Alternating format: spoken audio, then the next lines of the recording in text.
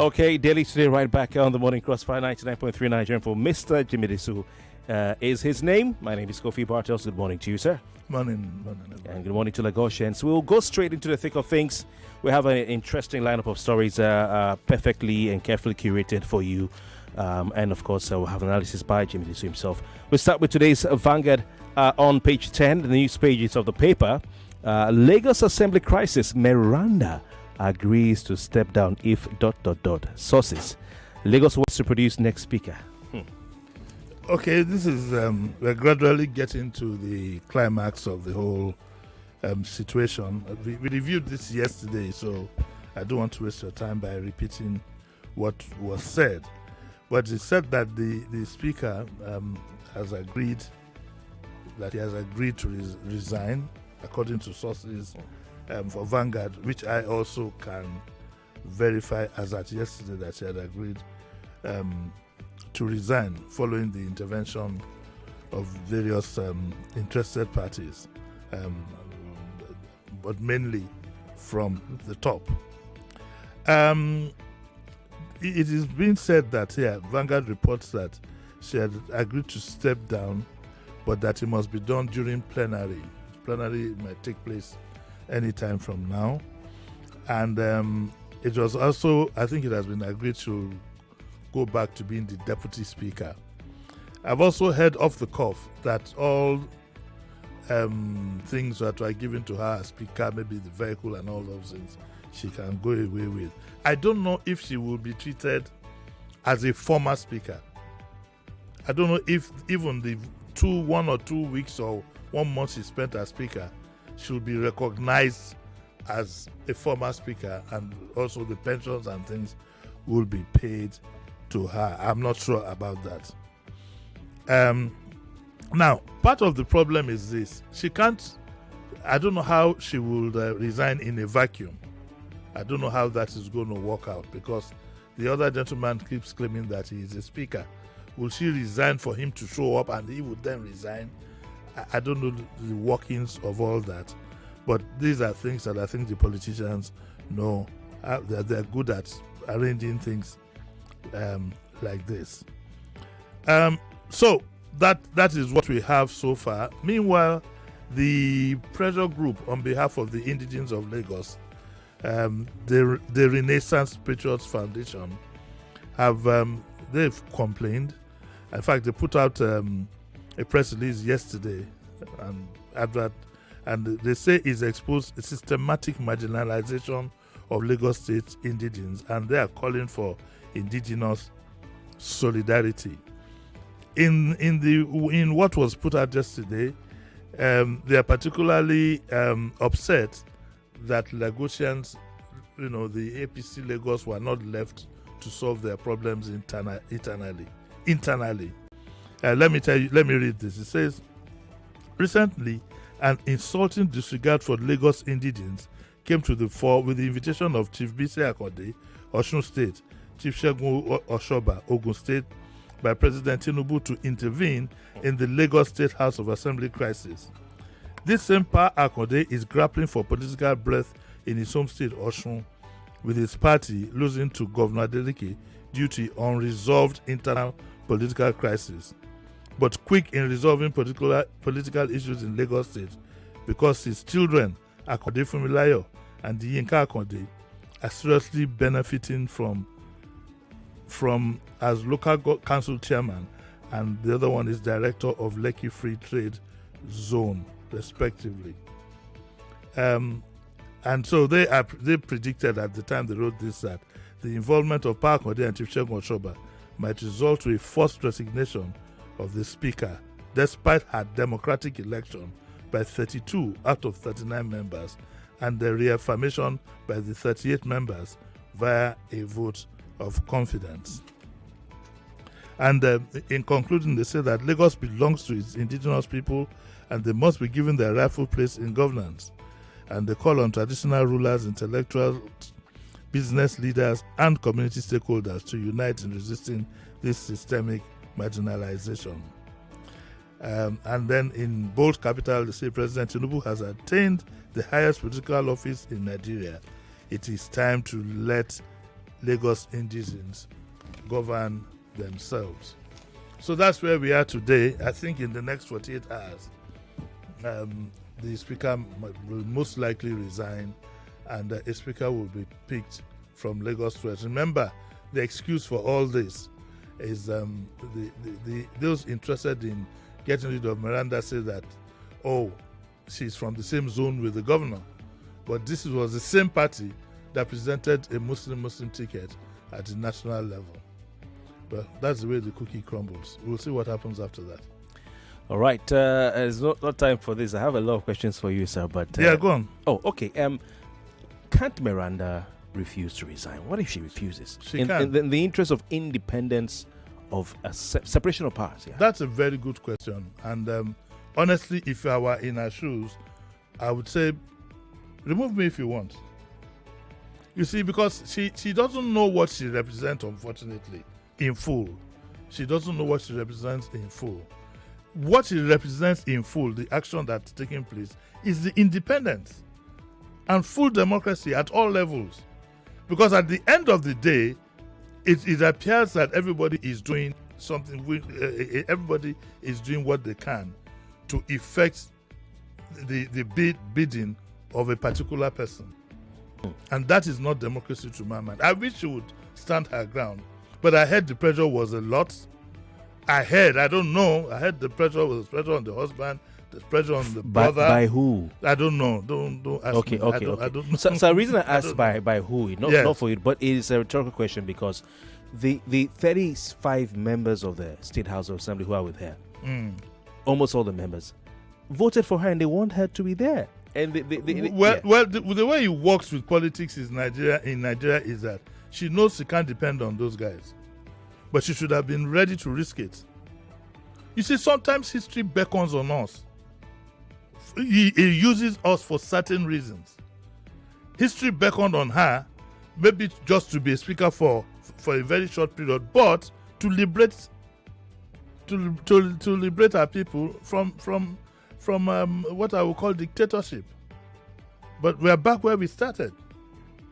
Because this argument about balancing, see, the divide in Lagos is not that much between divisions. Let me be honest with you. I don't even know the boundary of Lagos West and the boundary of Lagos East. It's not like in other places where they are very, very indigenous. It's not that pronounced there. So that excuse of the governor and the speaker is an afterthought. It was brought up by circumstances. But so that is highly unconstitutional. Because the Constitution does not say anything about such things. Well, but the Constitution allows you to do all kinds of arrangements within yes, yourselves. But sir, the Constitution is one man, one vote. Go stand for election as speaker if you're voted for. The Constitution also allows you. They will tell you that it's part of. But these things are deeper than this. These things are deeper than this, and 2027 is in somebody's eyeball.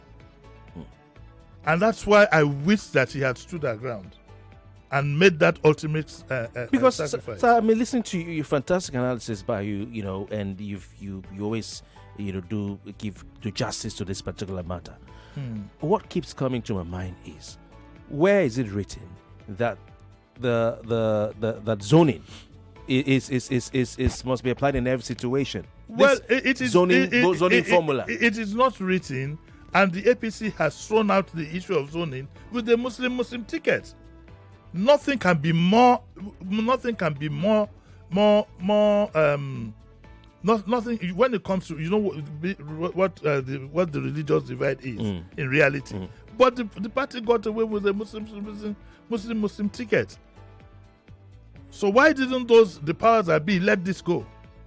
Sir, doctrine of necessity sometimes is applied in situations. And for me, like we saw in the case of, if the people say we want Miranda. Listen, what is the problem? Then 35 out of 38, or maybe, correct me if I'm wrong, said they don't want this gentleman as speaker.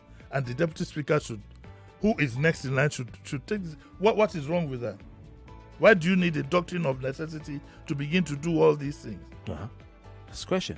And everybody, very few people stood up to be counted. That is the problem I have with the way we play politics in Nigeria. People are not ready to make sacrifice. They don't want to stand up to be counted. Because at the end of the day, what is it? Usually, you begin to think, I'll be denied all the perks and all the whatever. If you had a job to do, if you had a legitimate work to do, what can't you deny yourself these so-called specs? And in all honesty, that you see is deeper than this, Kofi. And I don't let's move on to the next story so that we don't spend the whole of 30 minutes on this one. Our politics is full of cowards, people who can stand up and say, I will stand for what I believe in. I will do what I need to do. Yeah, because they're afraid of repercussions. But once in a while, someone needs to say, let's do what we have to do. A slight correction there. They stand for what they believe in, because what they believe in is themselves and their immediate family. You get the joke I'm cracking here now. They believe in themselves, because at the end of the day, if you don't do the Oga's bidding, you know you'll be denied things in future. And they don't want to lose that, because most of them really don't have a second address. But that's a story for another day. All right. Let's move on to other stories. This time still in the Vanguard, we have alleged assault on DSS still in Lagos State House of Assembly. Court remands 3 Lagos Assembly workers. PASAN, that's the Parliamentary Staff Association of Nigeria, protests. Condemns arrest of members, alleges intimidation, harassment of staff. Speaker Miranda has been briefed. Ogundipe. Let's go over to that, sir. Yeah, I when I saw the video of what went on, I had the feeling that this was going to happen. Because I just got a sense that some of those staff, I didn't know if they were staff members as at that time, but I got a feeling that they don't know how these things work. But I'm not totally surprised that this is happening. I'll just prevail on both the Assembly, the DSS, and everybody to work out something that will not raise the tension, in the there will not raise tension in the polity. Yes, you should be very careful not to assault anybody who is a government official. You must be very wary of that. So you can stand your ground arguing, but you don't touch such a person. We need to be. This is a learning curve for our people. You understand? This is a learning curve. If you are pushing and they are pushing, you might have a case to answer in court. But I would like that this thing be settled amicably, because these are victims of circumstance, and I hope that would happen. And the story says that the speaker Miranda has been briefed, and Ogundipe's Miranda has been briefed, and I think all the other the elders who got involved in all this, how to get these assembly workers out of the mess they are in, will be part of the packaging. Well, I think they may bring more charges if case not. But please, when you find yourself in situations like this, number one is don't make yourself too visible. Number two is make sure you don't touch the person. You can stand your ground, you can do whatever it is, but you don't touch the person. There are rules to this game. We learned that since the days when we were doing Aluta as students. The ones who went to a fight for Obasa while he was still in the air, coming from Atlanta, were thrown in Black Maria, not Obasa. And they were in there singing, "On your marriage we shall stand." These ones that went to fight for Miranda too, they've been thrown in jail, and she's walking free. I think that's also another lesson for us. People have to. One has also contributed in many ways, and like I usually say, you don't make an omelette without frying an egg. I salute them. Okay.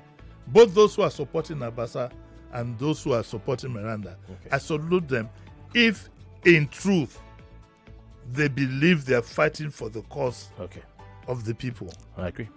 But those who do it for monetary reasons, I didn't see any of Obasa's children fighting for him. Neither did I see any of Miranda's children fighting for him. So it depends on your mind. Do you understand what I'm saying? Absolutely. Yeah. All right. Still with the Vanguard. This time on page 8. El-Rufai hurt because he wasn't made minister. Presidency, says Oshibajo's claim that IBB was Tinubu's tormentor wrong. The president's spokesperson he overreacts to things he ordinarily should have ignored. If I hadn't listened to El-Rufai's interview, I'd have thought that maybe he said derogatory things about the president, he didn't, and so it doesn't deserve all the attention that it has been given. And I've said over and over again that the presidency needs to devise a media strategy, sometimes to ignore certain things. Yes. You don't keep replying every critique. You spend the whole of your, like Angela Jetumobi would say, you spend the whole of your tenure fighting. And then you don't go petty to say because he was not made a minister. He's been a minister before, years ago. He's been a minister, he's been a governor.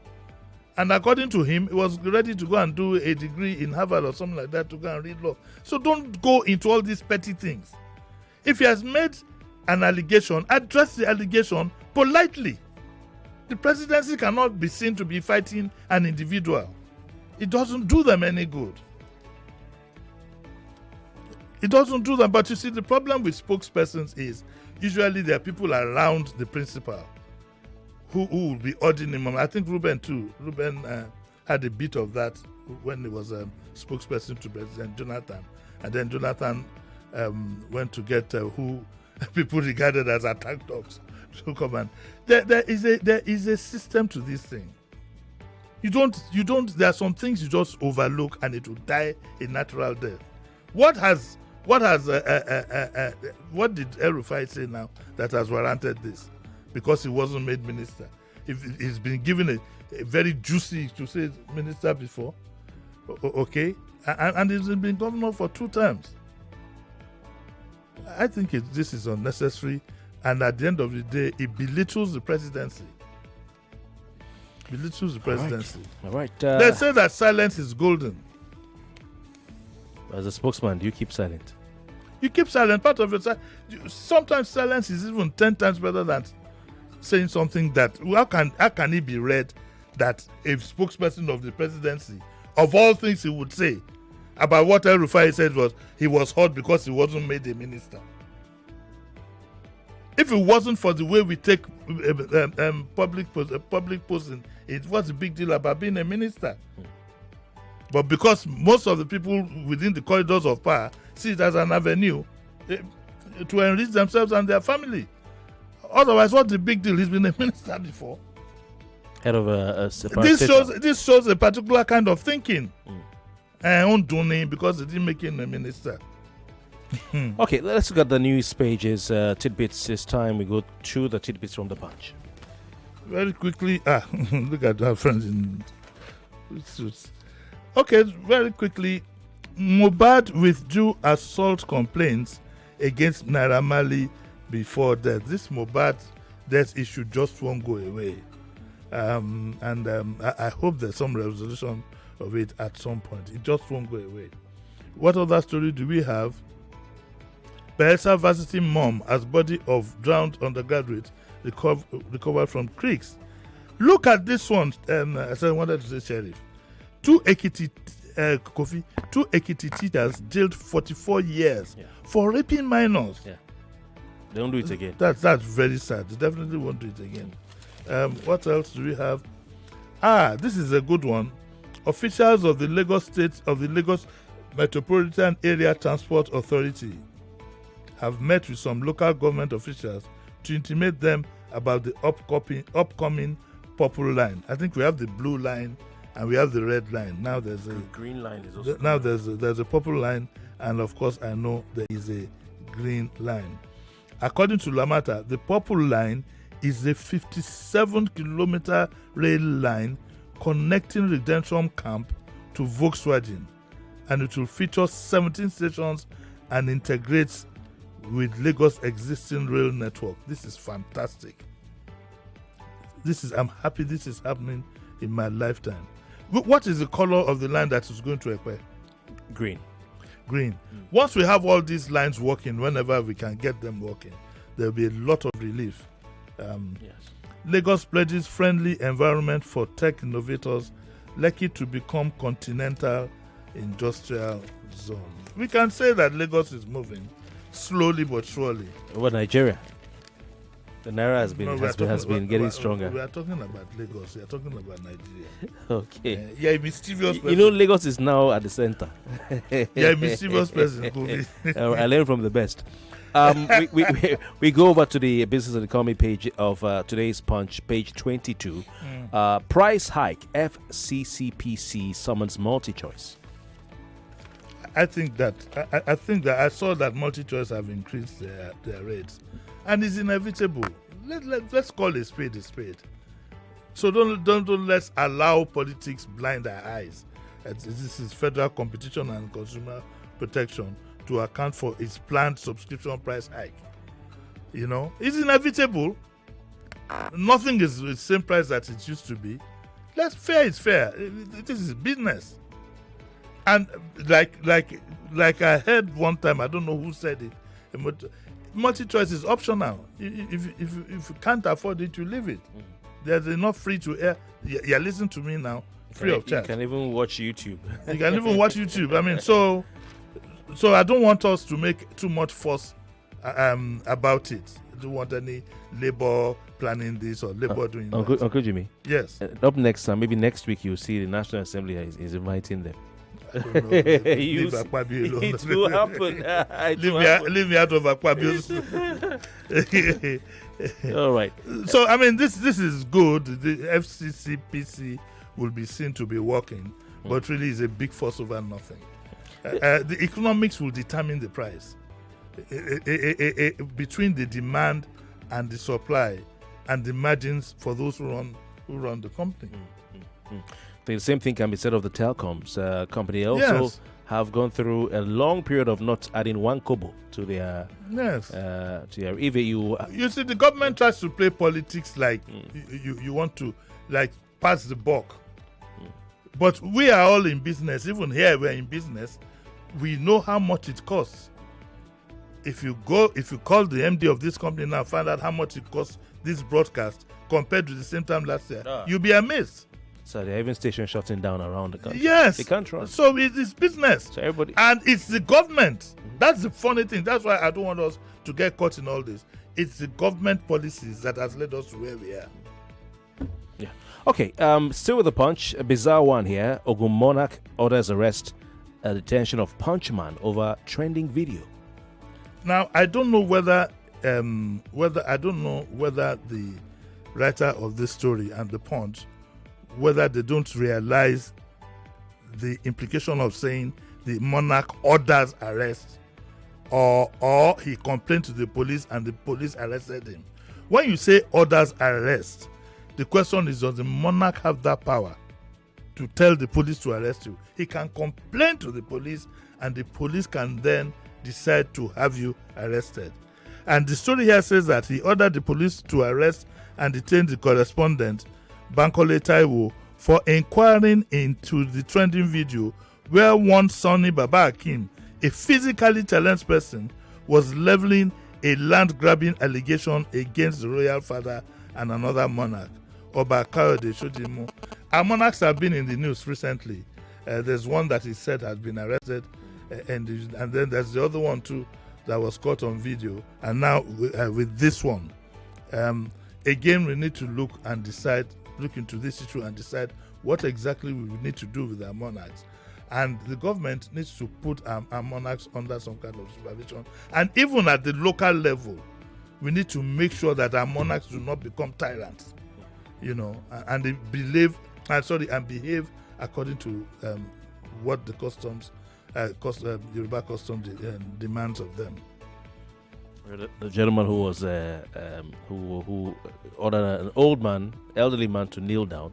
He's in court. That one is in court. This one says Akim, working with crutches in the video, had alleged that Oba Akamon and Chodimu invaded his vast farmland with thugs, beat his workers to a stupor, and brought in a caterpillar to clear the land. The physically challenged man in the 4-minute video says, "I am Sonny Babatunde Akim," and so on and so forth. And he gave his story. And now this story here says that the monarch orders. That's the word we need to, and I hope the Ogun State governor is listening. He will quickly step in. All right. We have some time. So with this Obasa Miranda issue, Despite the intervention of the BC Akande and Oshoba panel, Obasa still has a case in court that is up for hearing in 2 days' time. Yes. Wouldn't it affect what they're discussing? If the court says it should be reinstated, let's just say it should be reinstated. No, they're not giving judgment anyway. The case has just started. Okay. So part of the arrangement, they will ask him to withdraw the case. That usually happens. Okay. It's no big deal. What if he refuses? Well, it's a possibility. It's a possibility. But I think that a lot of reconciliation is going on at the back end, and I don't think that will happen. All right. One of the things that I hope the speaker would say is that he should withdraw the case and accept his ouster and resignation before she resigns. Okay? Mm-hmm. I hope she has put that in as one of the conditions. Seems like a River State situation there. But I think it's sad. I don't like this kind of politics that we play in this side of town. It's not anything different from the military rule era. Probably even worse if guys not taking. So thank you very much for your time. We'll have you back at 9 o'clock. Yes. All right. And of course, the news at 8 is up next. The Morning Crossfire continues. Stay with us.